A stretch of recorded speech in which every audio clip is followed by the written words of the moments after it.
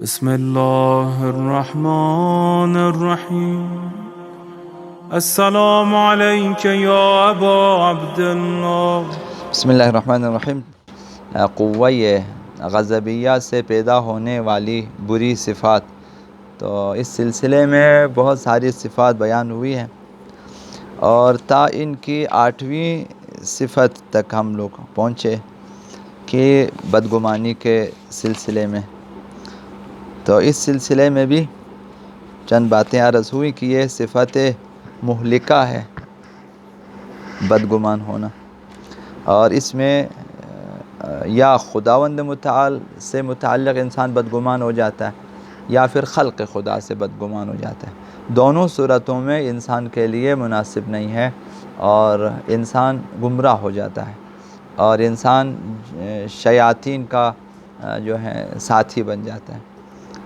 تو اس سلسلے میں معالجے کے طور پر عرض کیا کہ جو ہے ان نقصانات اور گناہوں کا مطالعہ کریں جو ہے بدگمانی کے سبب انسان کو حاصل ہو جاتا ہے، اور دوسری طرف وہ فضیلتیں مطالعہ کریں کہ جو گمان نیک رکھنے کے سلسلے میں ہے.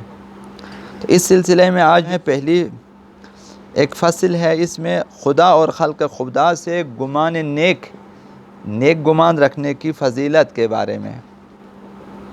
تو بدگمانی کی جو ضد ہے وہ نیک گمان ہے، خوشگمان نیک گمان، اور اس کے فوائد اور ثمرات بہت زیادہ ہیں اور یہ لازم ہے. نیک گمان کرنا، ظنوا بالمؤمنین خیرا، یہ احادیث ائمہ میں کہ مومنین کے بارے میں ہمیشہ گمان نیک رکھنا چاہیے. بدگمانی جرم ہے اور نیک گمانی کے فوائد و ثمرات بھی بہت ہیں. گمان نیک خدا سے رکھنا، اس کی فضیلت جو اس سے پہلے مذکور ہوئی ہے باعث نجات ہے. یہی نیک گمانی خدا کے سلسلے میں باعث نجات ہے کہ انسان خداوند متعال کے بارے میں یہ گمان رکھے کہ خداوند بخشے گا مجھے، معاف کر دے گا مجھے. اگر آپ خوب سوچیں کہ خداوند مجھے کیوں نہیں بخشے گا، میرے جس قدر بھی جرم ہوں جرائم ہوں خداوند معاف کر سکتا ہے، چونکہ خدا کا کوئی خرچہ نہیں ہوتا. ہمیں کوشش کرنی چاہیے کہ حقوق الناس ادا کریں، چونکہ وہاں خداوند متعال پھر زیادہ وہ نہیں کرتا. تو لہٰذا وہاں بھی انسان کوشش کریں، اور اگر رہ جائیں حقوق الناس تب بھی خداوند متعال سے ایک دعا کریں. ہفتہ وار دعاؤں میں ایک دن، اب وہ بدھ کے دن کی دعا یا منگل کے دن کی دعا ہے، اس میں اسی سلسلے میں ایک دعا ہے، وہ پڑھنی چاہیے اور مانگنی چاہیے کہ خدایا تیرے بندوں میں سے کسی بندے کا، کنیزوں میں سے کسی کنیز کا حق میرے گردن پہ ہو، اس کی عزت و آبرو کے سلسلے میں، مال و دولت کے سلسلے وغیرہ وغیرہ کے سلسلے میں ہو، اور میری دسترسی ان تک نہیں ہے تو تو جو ہے انہیں معاف کرا دے. یہ دعا چاہیے. تو اگر رہ جائیں تو خداوند یہ بھی معاف کرا سکتا ہے. قیامت کے دن خدا کے دسترس میں بہت کچھ ہے. قیامت کے دن کیا کرے گا؟ لوگ کھڑے ہو جائیں گے ہمارے خلاف، بھائی اس نے ہمارے پیسے دینے ہیں، اس نے ہمارے مثلا یہ چیز دینی، اس نے ہمارے، تو خداوند ان کو مناسب چیزیں عنایت فرمائے گا کہ بھئی یہ مثلا بہت زیادہ حسنات دکھائیں گے کہ اگر اس کو بخش دو تو یہ چیزیں تمہیں مل جائے گی، تو خواہ بخشے گا. اس طرح بھی خداوند ہمیں بخش سکتا ہے. تو نیک گمان رکھنا چاہیے. بدگمانی جرم ہے کہ انسان گمان بد رکھیں خدا کے بارے، کیوں خدا تو مجھے بخشے گا ہی نہیں. خدا کو بھی اپنی طرح بخیل سمجھا ہوا ہے، اور خداوند متعال کو یہ بات پسند نہیں ہے. عبادت کرنے میں تو یہ عرض کیا کہ خدا کے سلسلے میں گمان نیک رکھیں، اس میں باعث نجات. اور عبادت کرنے میں جو ہے مسرت ہوتی ہے خداوند متعال کی عبادت کرنے میں، اور محبت الہی کا مقام اعلیٰ اس سے میسر، یہ دو چیزیں حاصل ہو جاتی ہیں. اگر نیک گمان رکھیں تو آپ عبادت میں آپ کو آ جائے گی لذت. بدگمانی کی صورت میں تو لذت نہیں آئے گی نا. یہ اس دوستی کی طرح ہے جس کے ساتھ دشمنی ہے. اگر کسی کے ساتھ دشمنی ہے ظاہراً آپ دوستی کرنا ہے تو اس دوستی میں لذت نہیں آتی ہے، چونکہ دل میں نفرت ہے، کینہ ہے. لیکن اگر دل میں بھی دوستی ہو تو ظاہراً بھی اس دوستی میں آپ کو مزہ آتا ہے. اسی طرح سے خدا متعال کے سلسلے میں نیک گمان ہے تو آپ کا گمان یہ ہے کہ وہ مجھے بہتر سے بہتر ثواب دے گا، اجر دے گا، پاداش دے گا، مجھے بخشے گا، سب کچھ. اگر جہنم میں بھی ڈالے، ہم کہیں خدا مجھے جہنم میں ڈال کیا ملے گا، مجھے جلا کے کیا ملے گا، مت جلاؤ مجھے چھوڑ دو، جنت میں جاؤں میں، مجھے بخش دو. خداوند متعال کی طرف رجوع مہم ہے اور گمان نیک مہم ہے. خدا کے سلسلے میں خدا کو قبول کرنا چاہیے، خدا سے محبت کرنی چاہیے، باقی خدا پہ چھوڑ دیں. تو یہ اجر ہے اور شرافت اور فضیلت ہے کہ انسان کے لیے باعث نجات ہے. عبادت میں لذت آئے گی 2، اور محبت الہی کا مقام حاصل ہوگا 3. یہ تیسرا فائدہ ہے. خداوند متعال اس سے محبت کرتا ہے. بعض لوگوں سے خداوند محبت کرتا ہے. قرآن مجید میں آیات موجود ہیں. یحب التوابین، توبہ کرنے والوں سے محبت کرتا ہے. یحب المستغفرین، استغفار کرنے والوں سے خداوند محبت کرتا ہے.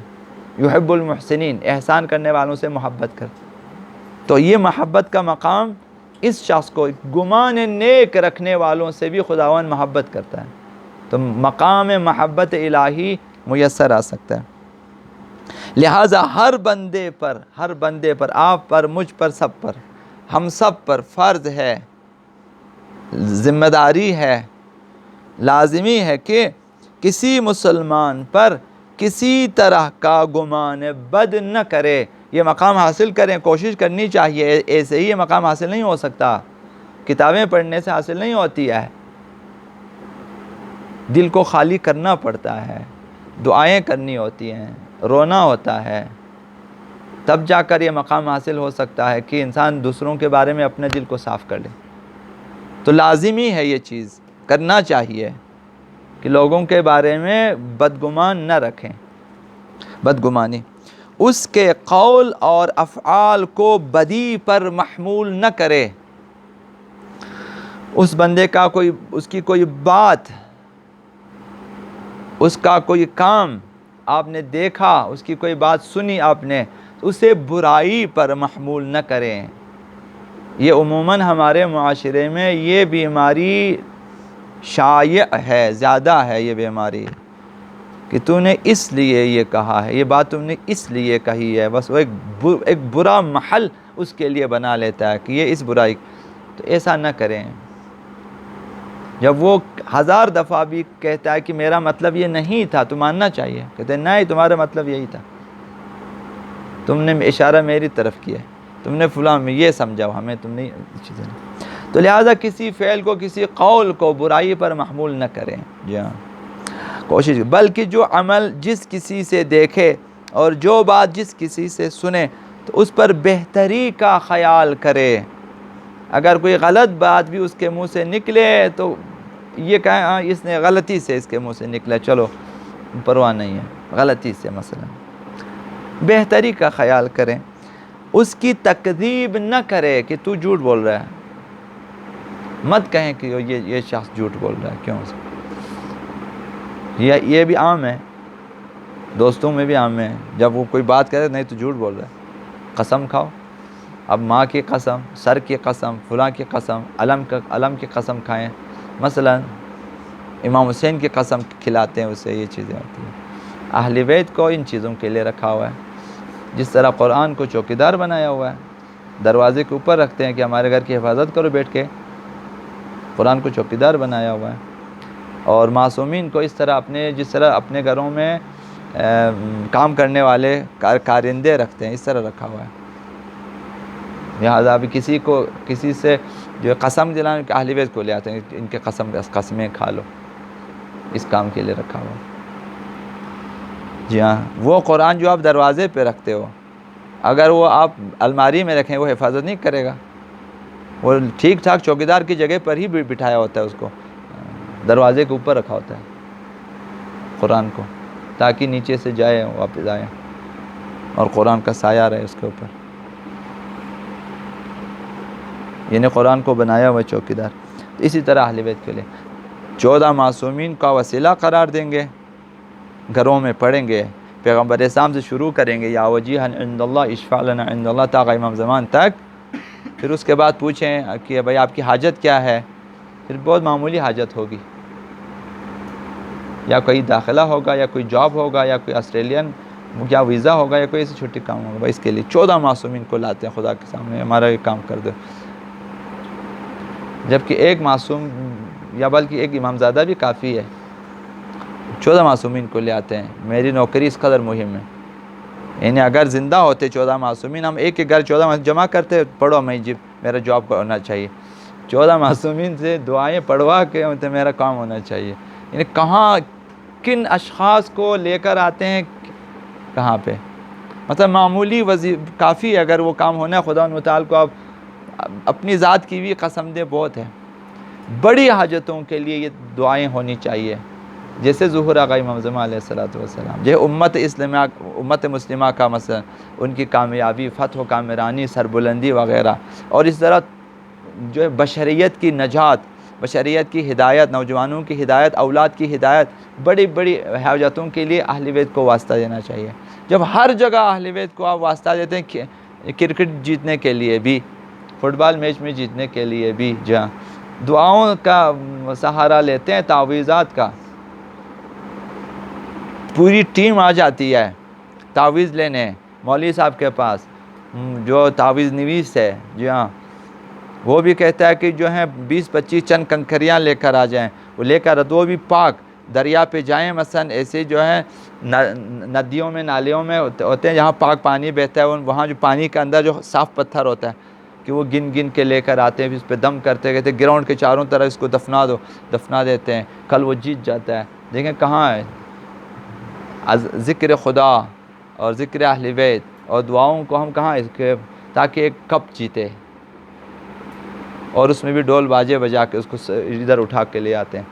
سب پاگل ہیں. ایک 12 نفر جیت گیا ہے، 8 نفر، وہ باقی سب اس کو کندھوں پہ اٹھا کے گھما رہا ہے. بھائی تمہیں کیا ملے گا؟ کچھ بھی نہیں ملے گا. لوگ پاگل ہیں. جی ہاں، پاگل ہیں لوگ.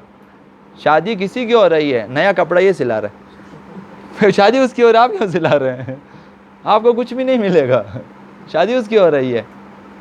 نہ ہم نے شادی میں جانا ہے تو ظاہر ہے نیا کپڑا پہن گیا. پاگل ہے. شادی کسی کی ہو رہی ہے، نئے کپڑے آپ پہن رہے ہیں، مہندی آپ لگا رہے ہیں. شادی اس کی ہو رہی ہے، مہندی آپ لگا رہے ہیں. کیمرہ آپ کے پاس ہے، تو ٹیم وہ چیز ہے، وہ پیسے ان کے پاس ہے. آپ خواہ کہ وہ ہماری ٹیم ہے، جبکہ آپ کو وہاں کچھ بھی حاصل نہیں ہے. تو جتنا ہم دوسروں کے لیے کوشش کرتے اپنے لیے نہیں کرتے. تو لہٰذا اہل بیت کو مثلا بڑی مشکلات کے لیے رکھنا چاہیے، نہ کہ ذاتی معمولی مشکلات کے لیے. یہ تو ایسی ہی دعاؤں سے حل ہو سکتی ہیں. اب کسی اہل بیت کو خالی درخواست کریں کہ یہ میری مشکل اگر مناسب ہو تو اس کو حل کریں، تو بس کافی ہے. جائے کہ اس کے لیے 20-25 نفر لا کے دعائے جوشن کبیر، تمام 1000 اسماء حسنہ الہی ورد کریں گے کہ مجھے نوکری چاہیے. خدا کے بارے میں گمانے، یہ بھی بدگمانی کی ایک نشانی ہے کہ زیادہ سے زیادہ خدا کو مجبور کرنا چاہتا ہے کہ میں جو بھی وسیلے میں لے کر آؤں گا لیکن میرا کام ہونا چاہیے. یعنی گویا خداوند اس سے کہ ایسے جب ساری سفارش نہ لائیں نہیں کرتا. گمان بد ہے. نیک گمان رکھنا چاہیے کہ ایک دعا کی ہے، کسی نہ کسی امام زادے کا یا مثلا کسی واسطہ دیا، بس بہت ہے انشاءاللہ. سارے اہل بیت کو کیسے آپ پیش کرتے ہیں اپنی معمولی حاجتوں کے لیے، معمولی حاجتوں کے لیے. یعنی ابھی آپ جو ہیں مثلا اپنے اس معاشرے کے تمام بزرگوں کو جمع کریں، ایک چھوٹے سے کام کے لیے جمع کرو، لے کے جاؤ ادھر، بھائی مجھے امتحان میں پاس کرو مثلا. اب یہ سارے بزرگ ہنسیں گے آپ کے اوپر یا ناراض ہو جائیں گے، یار اس سے یہ چھوٹا سا معمولی کام، اس کے لیے ہم سب کو بلایا، یہ تو ایک بندے کا کام مثلا. تو دیکھیں اہل بیت کو بھی مطلب ہر جگہ شاید مناسب نہیں ہے. توسل ممنوع نہیں ہے، توسل کرنا چاہیے، لیکن دیکھیں کہ اہل بیت کو ہم کہاں استعمال کر رہے ہیں۔ اہل بیت کو ہم، ڈاکٹر آتے ہیں آپ کے پاس، ڈاکٹر کا کام علاج کرنا ہوتا ہے، لیکن وہ لکھ بھی سکتے ہیں۔ آپ ڈاکٹر کہ یار ہمارے لیے کمپوزنگ کریں، اب یہ ظلم ہے ڈاکٹر کے اوپر، اگر میں علاج معالجہ کرنا ہے تم مجھ سے کمپوزنگ کا کام لے رہے ہو تو کس لیے؟ ایک انجینئر سے کہیں آپ مزدوری مستری کا کام کرو، یہ چیزیں ظلم ہیں۔ تو اہل بیت سے ہدایت لینی چاہیے، شفاعت لینی چاہیے، اہل بیت سے تعلیم تربیت لینی چاہیے، سیرت لینی چاہیے، تاکہ نسل کی تربیت ہو سکے۔ تو لہذا جو ہے کسی کے بارے میں بدگمانی دل میں نہیں رکھنا چاہیے۔ اگر کوئی بھی کام دیکھے، کوئی بھی بات سنے، اس کو اچھائی پر حمل کریں کہ اس نے یہ اچھائی سوچ کر یہ بات کی ہے یا یہ کام اس نے کیا ہے۔ بہرحال اگر اس کے دل میں گمان بد گزرے تو اس کو خطا کار، تو اپنے کو خطا کار سمجھے اور اسی پر قائم رہے۔ خدا کے بارے میں بھی یہی ہے، اگر یہ کام آپ کر سکیں پھر آپ کامیاب ہو جائیں گے، کہ فارسی میں کہتے ہیں تقصیر ازماست۔ خدا کے بارے میں پھر آپ بدگمان نہیں ہوں گے۔ جب آپ کا کام نہیں ہوتا تو آپ نے کیا سوچنا ہے؟ خدا کوتاہی میری طرف سے ہے کہ میں اس قابل نہیں ہوں، یا میری مصلحت میں نہیں ہے، یا میں نے دعا کرنے میں کوتاہی کی ہے، یا میرے کھاتے میں کوئی ایسا گناہ ہے کہ جو میری دعا کو قبول ہونے نہیں دیتا، تو تقصیر ازماست، قصور میرا اپنا ہے، چونکہ خدا تو قصور نہیں کر سکتا۔ اہل بیت بھی شفاعت کرنے میں کوتاہی نہیں کریں گے، تو بس واحد طریقہ ہے، واحد چیز ہے کہ ہم خود قصوروار ہیں۔ تو یہ خطبہ متقین آقا امیر المؤمنین میں یہ چیز لکھی ہوتی ہے، مؤمنین کی نشانیوں میں سے یہ ہے کہ وہ خود کو قصوروار سمجھتا ہے، ہمیشہ وہ اپنے نفس کو متہم کرتا ہے کہ جو کیا تو نے کیا ہے، کہیں اور سے غلطی نہیں، غلطی تمہارے اندر ہے۔ تو ہم خود قصوروار ہوتے ہیں، جس طرح آقا امام زمان علیہ السلام کے بارے میں قصوروار کون ہے؟ خدا یا امام زمان یا خلق خدا؟ تو اور تو کوئی بندہ ہی نہیں، یا ہم لوگ ہیں، یا خدا نے قصور کیا ہے، یا خود آقا امام زمان سستی کر رہے ہیں۔ بھئی وہ کیوں نہیں آ رہے؟ خدا کہیں خدا بھیجو اسے، کیوں نہیں بھیج رہے؟ جو بھی ایسا شعر پڑھتا ہے کہ اب آنے کا وقت ہو چکا ہے، دیر ہو چکی ہے، میں سمجھتا ہوں یار یہ خدا کو متعال کو قصوروار ٹھہرا رہے ہیں، یعنی وقت ہو چکا ہے، وہ خداوند نہیں بھیج رہا ہے کہ ظہور کا وقت ہو چکا ہے، مثلا نہیں، اس طرح کے اشعار پڑھتے ہیں، یا کہ یہ ساری نشانیاں پوری ہو چکی، آپ کیوں نہیں آ رہے؟ اس کا مطلب امام زمان قصوروار ہیں کہ وہ نہیں آ رہے، سستی کر رہے ہیں، سوئے ہوئے ہیں مثلا، یا پھر جزیرۃ الخضراء میں سیر کر رہے ہیں، آنے کو دل نہیں کر رہا۔ ایسے اشعار پڑھتے ہوئے سوچنا چاہیے یار یہ کیا کہہ رہے ہیں کہ نشانیاں ہو چکی ہے، دیر ہو چکی ہے، اب انتظار کی بھی حد ہو چکی ہے، اب سب کچھ ہو چکا ہے، اب کیوں نہیں آ رہے؟ اس کا مطلب یہ نا ہماری طرف سے تو کوئی قصور نہیں، آپ کی طرف سے قصور ہے۔ تو ملا نصر الدین طوسی نے غالباً فرمایا کہ جو ہے وجودہ لطف و تصرفہ لطف آخر و عدمہ منا، یہ تین باتیں انہوں نے کی آقا امام زمان کے بارے میں۔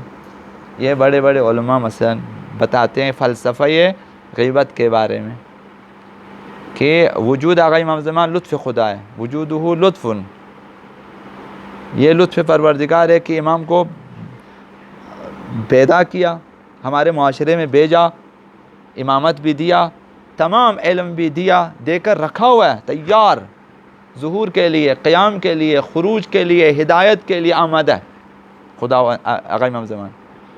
وجودہ لطف و تصرفہ لطف آخر، تصرف کرنا آقا امام زمان کا، ہمارے امور میں مداخلت کرنا، ہمارے امور کی دیکھ بھال کرنا، ہمارے لیے امامت فرمانا، وہ ہستہ فیض بنا ہوا ہے ابھی ہمارے لیے، یعنی ہماری زندگیاں، ہمارا نظام آقا امام زمان چل رہا ہے، وہ تصرف کر رہا ہے۔ وہ تصرف وہ لطف آخر، یہ دوسرا لطف پروردگار ہے کہ آقا امام زمان ہمارے امور میں جو ہے وہ ان کی نگہداری فرماتے ہیں مثلا۔ وہ عدمہ میں، اگر وہ غائب ہیں تو ہماری طرف سے، کوتاہی ہماری طرف سے۔ خدا تو آمادہ ہے، خدا کو کسی تیاری کی ضرورت نہیں ہے، جس طرح ہم لوگ امتحانات کی تیاری کرتے ہیں، خدا کو تیاری دینا، خداوند کامل اکمل ذات ہے، کسی تیاری کی ضرورت نہیں ہے. آقا امام زمان مکمل تیار ہے، انسان کامل ہیں، تو ابھی کیوں نہیں آ رہے ہیں؟ وہ جو شرائط ہم نے پوری کرنی ہے وہ نہیں کی ہے. قصور ہم لوگ ہیں، قصوروار ہم لوگ ہیں، ہم لوگ ابھی تک آمادہ نہیں ہوئے. اگر بشر آمادہ ہوتے تو پیغمبر اسلام کے زمانے میں بھی یہ کام ہو جانا تھا، آقا امیر المومنین کے زمانے میں یہی کام ظہور ہو جانا تھا، آقا امام حسین کے زمانے میں بھی ہونا تھا، ہر امام کے دور میں یہ ہو سکتا تھا. لوگ تیار ہو جائیں، ظلم و ستم کا خاتمہ، عدل و انصاف کی حکومت قائم ہو جائے گی اور لوگ آگے بڑھیں گے خدا متعال کی طرف. تو یہ نہیں ہوا. اسی طرح سے ہماری دعائیں قبول نہیں ہوتی ہیں، ہماری زندگی میں خرابیاں پیدا ہو جاتی ہے، مرگ و میر ہے، مسئلہ زندگی میں سب کچھ ہے سوائے سکون. کچھ بھی نہیں ہے، سکون نہیں ہے، واقع ہے، مال بھی ہے، دولت بھی ہے، 20 شادیاں بھی کر سکتے ہیں، لیکن پرسکون زندگی نہیں ملے گی. تو آپ کہیں یار قصور کیسے؟ اب وہ اپنے آپ کو کبھی کہتے ہیں یار ہم لوگ بدقسمت ہے، بیڈ لک مثلا جس کو آپ لوگ شاید کہتے ہیں، ہم لوگ بدقسمت ہے. وہ قسمت ایک تصور کیا ہوا، بدقسمت ضرور ہے، لیکن یہ جو قسمت کی بدی ہم نے کی ہے، اس میں قصوروار ہم لوگ، اپنی قسمت ہم نے خراب کی ہے. حضرت اقبال نے فرمایا خودی کو کر بلند اتنا کہ ہر تقدیر سے پہلے خدا بندے سے خود پوچھے بتا تیری رضا کیا. یہ بھی ایک تقدیر ہے، قسمت ہے کہ خداوند آپ سے پوچھیں گے کہ کیا لکھوں. آپ لکھو کربلا، لکھے گا کرب بلا. آپ لکھیں گے شہید، شہادت لکھیں گے. خدا آپ خود ہی کو اتنا بلند کریں، اپنی ذات کو اتنا پاک کریں، بلند کریں کہ تقدیر ہے، کاتب تقدیر قلم اٹھا کے بیٹھا ہوتا ہے. خدا کیا لکھوں؟ کہتے بندے سے پوچھو. یہ میں نے عرض کیا کہ خدا بندے سے کب پوچھتا ہے؟ خدا بندے سے کب پوچھتا ہے؟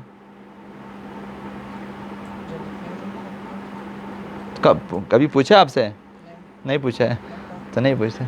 یہ جتنے آپ اعمال انجام دیتے ہو، جتنے آپ شبۂ قدر میں عمل دعائیں کرتے ہو، تو آپ بتا رہے ہیں نا خدا کو یہ کریں وہ کریں، یہ ساری چیزیں تو آپ کو پوچھ رہے ہیں نا، آپ کو موقع دیا جا رہا ہے کہ بتاؤ کیا لکھوانا ہے. اگر سب کچھ لکھا ہے تو پھر ہمیں کیوں بتا رہے دعا کریں؟ جب اگر کچھ ہونا ہی نہیں ہے تو پھر کیوں کہہ رہے دعا؟ تو یہ جو آپ کو کہہ رہے ہیں کہ آؤ دعا کرو، شب قدر میں شب بیداری کرو، بتاؤ کیا لکھوانا ہے، یہی خدا بندے سے پوچھ رہے ہیں. شب قدر میں آ جاؤ، بتاؤ کیا لکھوانا ہے. ہم جا کے سو جاتے ہیں، جو لکھنا ہے لکھو، ہم سو جاتے ہیں. ہم اب سو جائیں گے، وہ پھر فرشتے اپنی مرضی سے لکھیں گے. یار یہ جو سوتا ہے وہ کھوتا ہے. یعنی کیا کھوتا ہے؟ خدا کیا لکھوں؟ کہتے بندے سے پوچھو. یہ میں نے عرض کیا بجاتے ہوئے خدا بندے سے یہ مت کرو.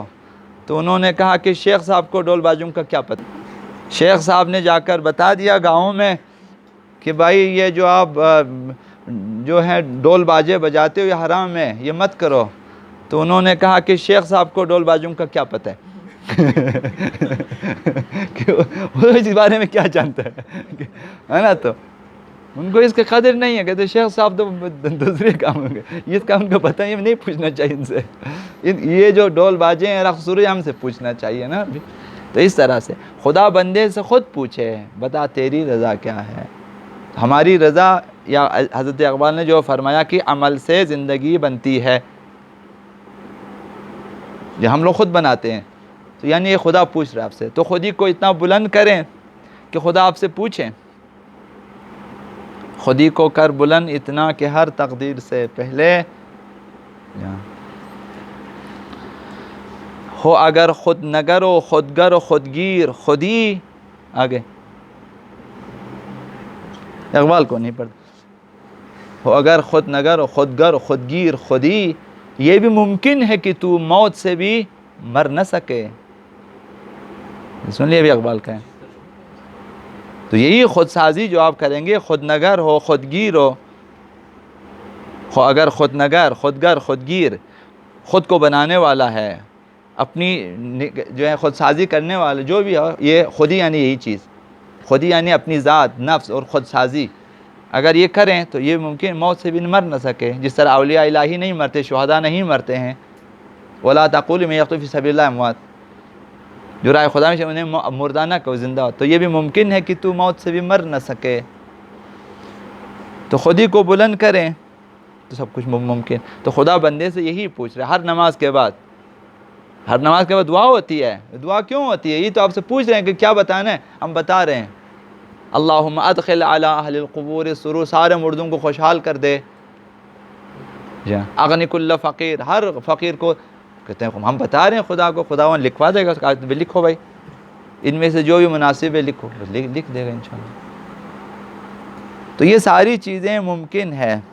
تو لہٰذا جب بھی کوئی گمان بد گزرے دل میں کسی کے بارے میں، آپ کے کسی کے بارے میں، تو انسان سر کو نیچے کریں جو کہیں یار قصور میرا ہے، یہ میرا اندر خرابی ہے، میں کیوں اس کے بارے میں بد گمان کر رہا ہوں، اس نے میرا کیا کھایا ہے. تو لہٰذا بولے اپنے آپ کو خطبۃ المتقین میں جا کر پڑھیں کہ متقین اپنے نفس کو خود متہم کرتا ہے کہ غلطی تمہاری ہے، دوسروں کی نہیں ہے. تو لہٰذا ہمارے اندر جو کچھ گزرتا ہے اس کی علت ہم خود ہیں. یہ تو اگر کسی کے بارے میں آپ کے دل میں گمان بد گزرے ہمارے دل میں، تو ہم اپنے آپ کو قصوروار سمجھیں کہ غلطی ہماری ہے، قصور میرا ہے، کوئی عیب ہے میرے اندر، کوئی شیطان آ گیا ہے، کوئی وسوسہ کر رہا ہے کہ مجھے دھوکہ دے. یہ بھی سمجھیں اور اسی پر قائم رہے، ہمیشہ اسی پر قائم رہے کہ غلطی میری ہے، غلطی میری ہے، غلطی میری ہے. جب بھی دوست ناراض ہو جائے سمجھے یار میری کوئی غلطی ہے، اس کی غلطی نہیں ہے. اگر اس کی غلطی ہو تب بھی کہیں میری اپنی غلطی ہے، پرواہ نہیں. جب اس طرح چند روز گزریں تو اس صفت کا ملکہ حاصل ہو جائے گا، ہمیشہ خود کو قصوروار سمجھے گا. بیوی سے لڑائی ہوگی خود کو قصوروار ہمیشہ لڑائی وہاں پہ ہوتی ہے جہاں ہم دوسرے قصوروار سمجھتے ہیں، غلطی اس کی ہے، نہیں کہا میرے اپنی غلطی ہے، خیر پرواہ نہیں. تو یہ ملکہ حاصل ہو جائے گا چند روز. اسی طرح سے اس کے دل سے بدگمانی مرتفع ہو جائے گی، ختم ہو جائے گی. اگر کسی کی نسبت گمان بد کیا جائے، اس گمان کے سچا ہونے کی حالت میں کوئی ضرر دینی یا دنیاوی لاحق ہوگا تو لازم ہے کہ جو ہے احتیاط سے کام لیں اور اپنے امور دین و دنیا کو اس پر نہ چھوڑیں تاکہ ضرر اور نقصان سے محفوظ رہیں.